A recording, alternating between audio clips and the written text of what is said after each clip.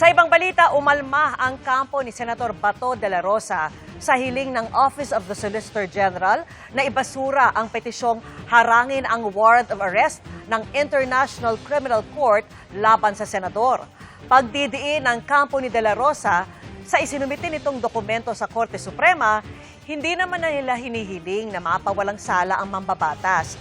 Ang hiling lang nila ay bago arestuhin ang kahit sinong Pilipino sa bansa para sa isang international process, ay masiguro munang pwedeng ipatupad ang proseso na yan alinsunod sa mga batas ng Pilipinas at batay sa pagsang-ayon ng isang lokal na korte.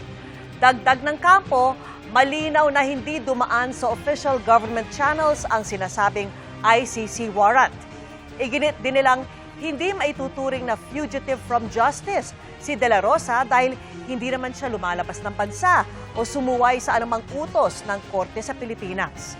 Kabilang sa hiling nila sa korte ay pagbawalan ang DOJ, DILG, NBI, PNP, PCTC at si former Senator Antonio Trillanes IV na arestuhin si De La Rosa at dalhin siya sa labas ng bansa.